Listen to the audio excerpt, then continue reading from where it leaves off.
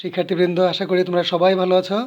আজ আমরা সাফিক্স প্রিফিক্সের উপর আরও কিছু এক্সারসাইজ আলোচনা করব। তোমরা সবাই রেডি হয়ে নাও। এটা হচ্ছে সাফিক্স প্রিফিক্সের উপর লেকচার 4। চলো আমরা এক্সারসাইজগুলো দেখি কি সেট করা আছে আজকে। আমরা ফার্স্ট যেটা দেখতে পাচ্ছি সেটা হচ্ছে মাই মাদারকে নিয়ে লেখা।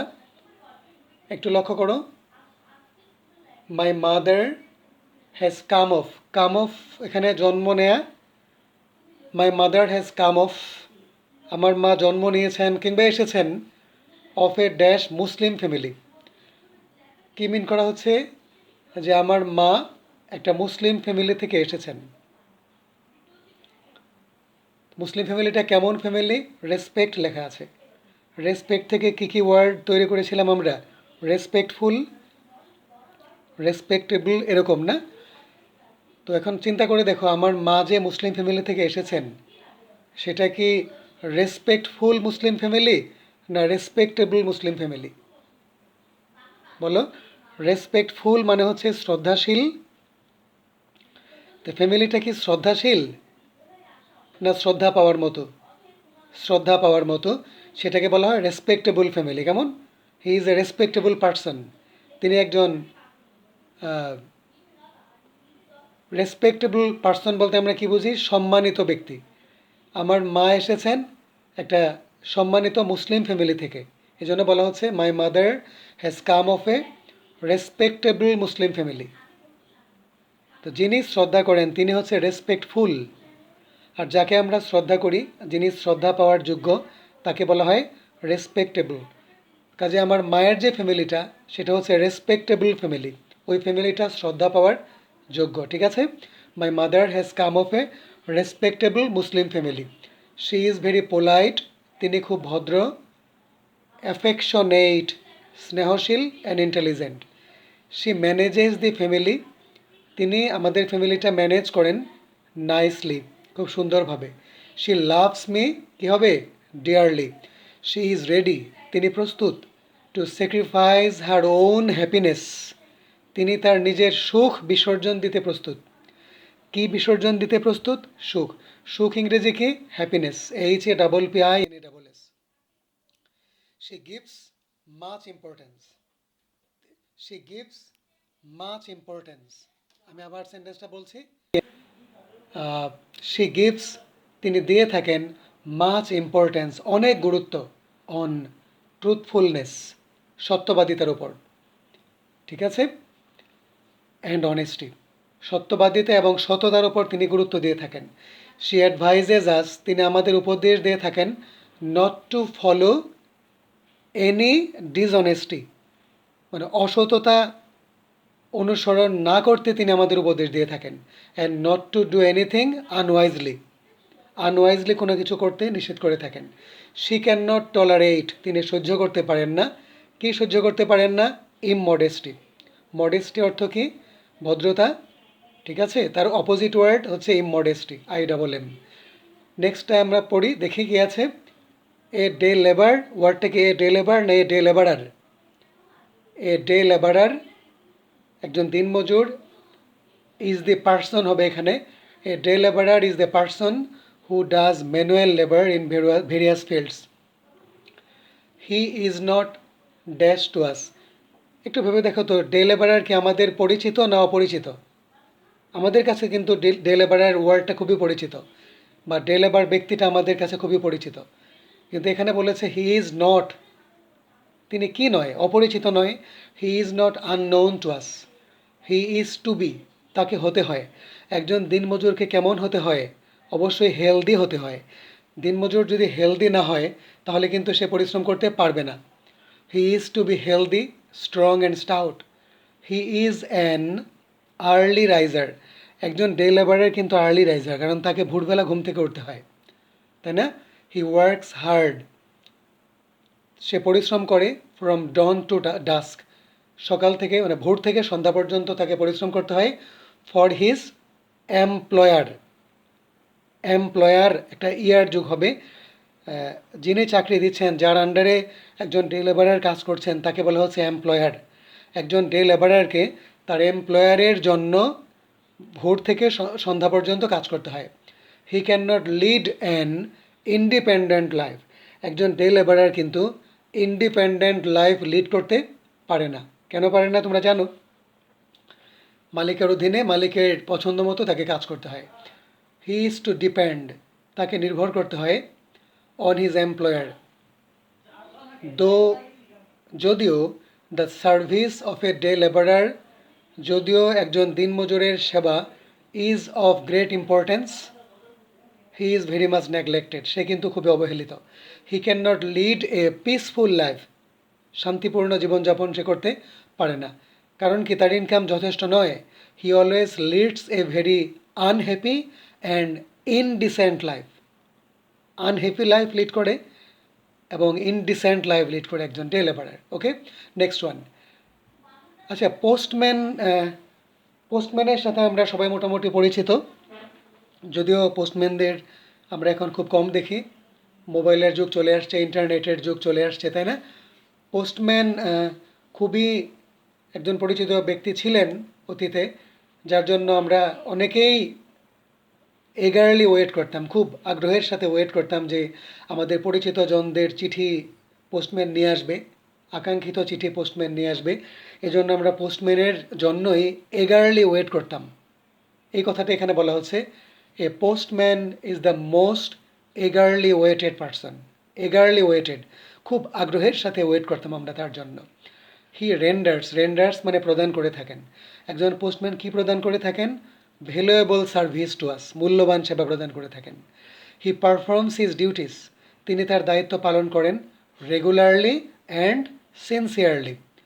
He is so careful that, তিনি এতই দায়িত্বশীল যে he does not deliver any letter, তিনি কোনো চিঠি প্রদান করেন না উইদাউট দ্য লিগাল ওনার, তাই না?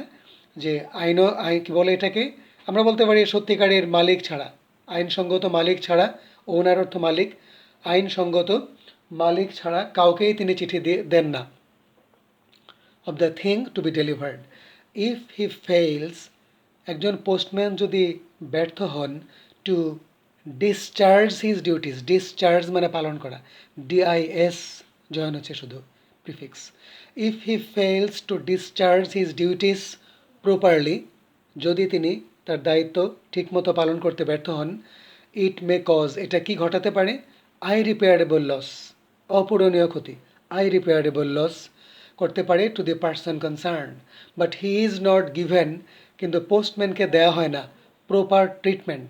এখানে ট্রিটমেন্ট হচ্ছে আচরণ, পোস্টম্যানকে আমরা উপযুক্ত আচরণ দেই না, পোস্টম্যানের সাথে আমরা ভালো আচরণ করি না, এটাই বলা হচ্ছে হি is not given the proper treatment. আমরা চলো পরবর্তী ক্লিপটা একটু দেখি কি আছে। একটা প্যাসেজ একটু রিপিট হয়ে গেছে, তাই না? আমরা নেক্সট পড়ি, money is the means, means মানে হচ্ছে উপায়, টাকা হচ্ছে একটা উপায়, of leading worldly life. Worldly life কথাটার সাথে তোমরা সবাই পরিচিত, এই দুনিয়ার জীবন, তাই না? এই দুনিয়ায় জীবনযাপনের জন্য মানি হচ্ছে একটা উপায়। আবার দেখো, money is the means of leading worldly life, যে ওয়ার্ল্ডলি লাইফের জন্য, ওয়ার্ল্ডলি লাইফ লিড করার জন্য মানি হচ্ছে একটা মাধ্যম। একটা সেন্টেন্সের শুরুতে যদি গ্যাপ থাকে, আমি বলেছিলাম আগের ক্লাসে, সেখানে নাউন হয়ে যায়, তাই না? আচ্ছা বলো তো, শর্টের নাউন কি? শর্টেজ, শর্টেজ অফ মানি, টাকার যদি ঘাটতি দেখা দেয়, সেটা কিন্তু makes our life deplorable. Deplorable মানে শোচনীয়, টাকার অভাব আমাদের লাইফটাকে ডিপ্লোরেবল করে দেয়, তাই না? We can not lead our life properly, আমরা আমাদের লাইফটা ঠিক মতো লিড করতে পারি না।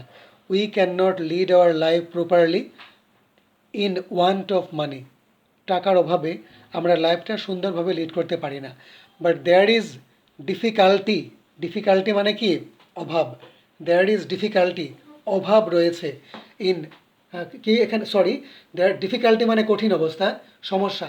দেয়ার ইজ ডিফিকাল্টি, সমস্যা রয়েছে, ইন আর্নিং মানি, টাকা উপার্জন করতে সমস্যা হয়, ঠিক আছে, কঠিন পরিস্থিতির মুখোমুখি হতে হয়। আওয়ার পিস অ্যান্ড প্রসপারিটি, আমাদের শান্তি এবং সমৃদ্ধি, আর ডিপেন্ড, নো আর ডিপেন্ডেন্ট, একটা ইএনটি জয়েন হবে, তাই না? সাফিক্স আবার বলছি, আওয়ার পিস অ্যান্ড প্রসপারিটি, আমাদের শান্তি এবং সমৃদ্ধি, আর ডিপেন্ডেন্ট, নির্ভরশীল, অন প্রপার ইউটিলাইজেশন অফ মানি, তাই না, অর্থের সঠিক সদ্ব্যবহারের উপর। স্পেন্ডিং মানি, টাকা ব্যয় করা, in an improper way, IMA। আবার দেখো, spending money in an improper way, আমরা যদি ইমপ্রপার ওয়েতে টাকা ব্যয় করি সেটা কিন্তু লিড আস, আমাদেরকে নিয়ে যেতে পারে to the path of distraction, আমাদেরকে ধ্বংসের দিকে নিয়ে যেতে পারে। So we should be careful in spending মানি। অতএব টাকা ব্যয়ের ক্ষেত্রে আমাদেরকে কী হতে হবে? কেয়ারফুল হতে হবে। আমি একটা ওয়ার্ড একটু আলোচনা করি, যে ডিপেন্ড কথাটা, যেমন আমি আমার বাবার উপর নির্ভর করি, কি বলি আমরা? I depend on my father, I depend on my father.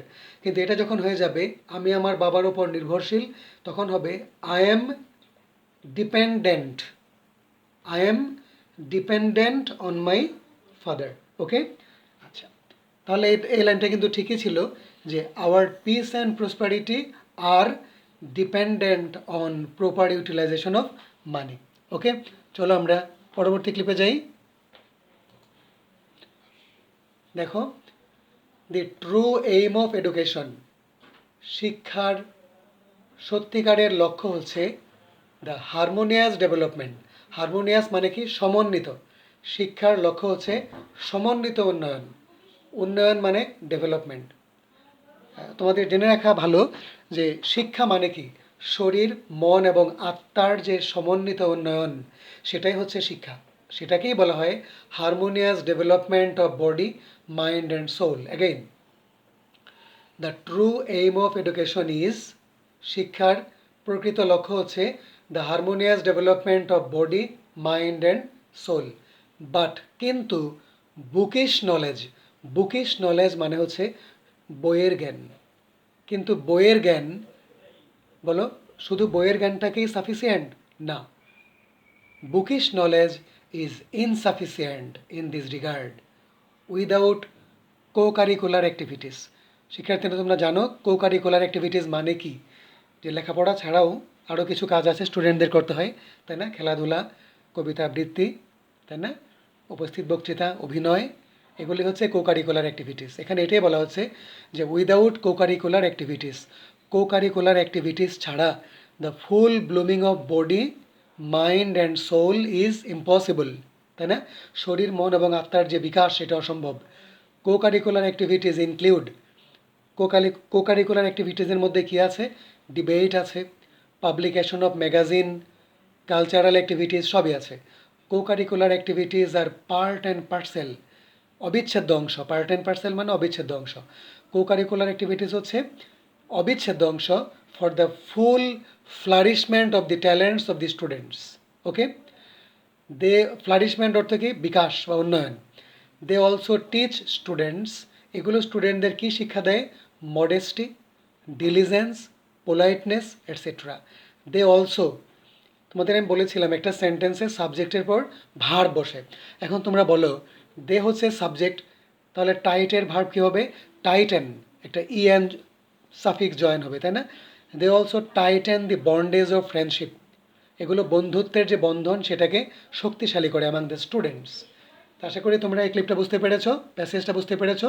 এবার আমরা চলো পরবর্তী ক্লিপে যাই। কি আছে এখানে? বাংলাদেশ ইজ অ্যান, বলো কী হবে? Bangladesh is an agriculture country না এগ্রিকালচারাল কান্ট্রি? অবশ্যই এগ্রিকালচারাল কান্ট্রি। আমি আবার আলোচনা করছি, Bangladesh is an agricultural country. Our land is mainly suitable for cultivation. Our land is mainly suitable for cultivation. Our cultivation, আমাদের চাষাবাদ, is mainly dependent on rain. If there is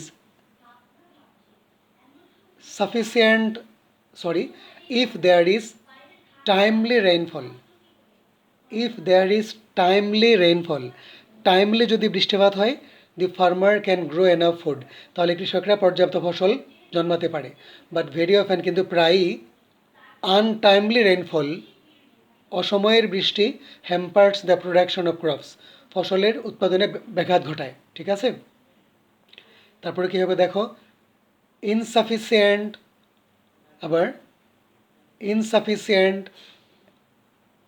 একটু একটা word বাদ পড়ে গেছে এখানে, এটা হবে রেইন। তাহলে কি হচ্ছে এখানে, ইনসাফিসিয়েন্ট রেইন, অপর্যাপ্ত বৃষ্টি, অ্যান্ড ড্রাউট এবং খরা দুটোই কিন্তু ফসলের জন্য ক্ষতিকর। কি কি, insufficient rain and drought are also the causes of shortage of food, এই দুটো হচ্ছে খাদ্য ঘাটতির কারণ, খাদ্য স্বল্পতার কারণ। বর্তমানে there is shortage of food in our country, তাই না? ড্যাশ ইনক্রিজ অফ পপুলেশন, জনসংখ্যার বৃদ্ধি। আমরা জানি জনসংখ্যার বৃদ্ধিটা যদি অ্যাবনর্মাল হয়ে যায় তাহলে খাদ্য সংকটটা বেড়ে যায়, তাই না? এটা হচ্ছে abnormal increase in population growth, আবার abnormal increase in population growth, জনসংখ্যার অস্বাভাবিক বৃদ্ধি is one of the reasons of this shortage of food. Clear? Next, Bangladesh is the most densely populated country. Densely মানে কি, ঘন। বাংলাদেশ হচ্ছে সবচেয়ে ঘনবসতিপূর্ণ দেশ।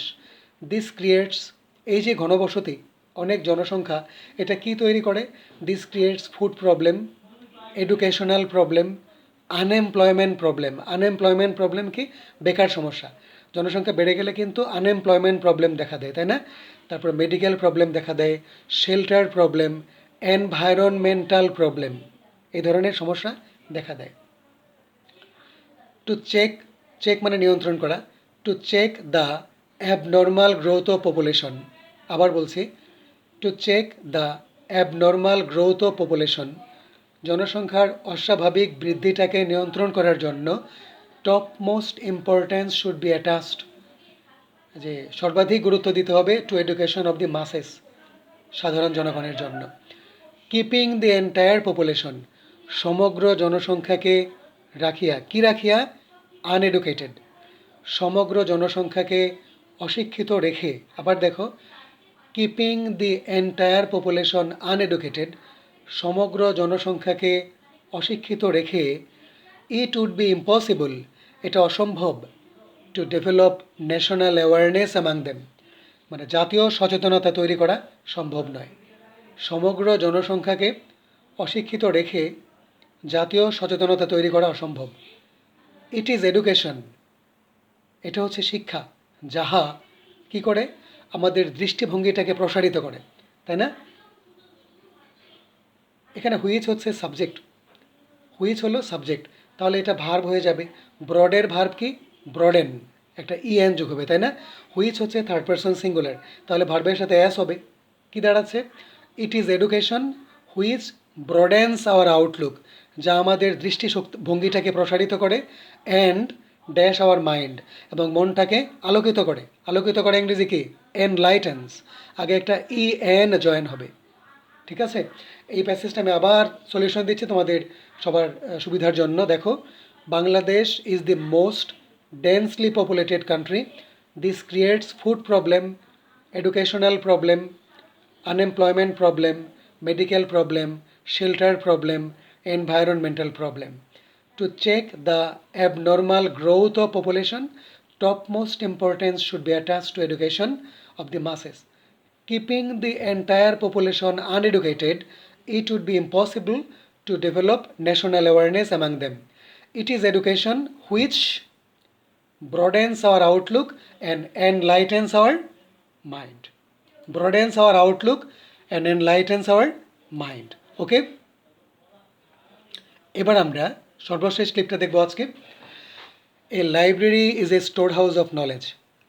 লাইব্রেরি হচ্ছে জ্ঞান ভাণ্ডার। It satisfies our eternal desire for knowledge of the unseen and the unknown. Unseen and unknown, যেটা আমরা দেখিনি, যেটা আমাদের অজানা, তাই না? সেই সম্পর্কে আমাদের জ্ঞানটা বাড়িয়ে দেয়। আবার দেখো, it satisfies our eternal desire for knowledge of the unseen and the unknown, তাই না? An educational institution is incomplete, একটা শিক্ষা প্রতিষ্ঠান অসম্পূর্ণ রয়ে যায় উইদাউট এ লাইব্রেরি। মানে হচ্ছে কোনো শিক্ষা প্রতিষ্ঠানে যদি লাইব্রেরি না থাকে তাহলে সেই শিক্ষা প্রতিষ্ঠানকে ইনকমপ্লিট বলা যায়, তাই না? Like all other educational institution, অন্যান্য শিক্ষা প্রতিষ্ঠানের মতোই we have a big library, আমাদের একটা বড় লাইব্রেরি আছে। Our library is very helpful to us, উপকারী। Both text and reference books of all subjects are available there, পর্যাপ্ত পরিমাণে আছে। এই লাইব্রেরি, এটা সাবজেক্টের পর ভার বসে, ওয়াইডের ভার হচ্ছে ওয়াইডেন। এই লাইব্রেরি হচ্ছে থার্ড পারসন সিঙ্গুলার, তাহলে এর সাথে কি যোগ হবে? এস হবে। এই লাইব্রেরি কি করে? ওয়াইডেন্স, প্রসারিত করে the mental horizon of the students. It broadens his outlook, deepens his knowledge, verb কিন্তু ইটের পর।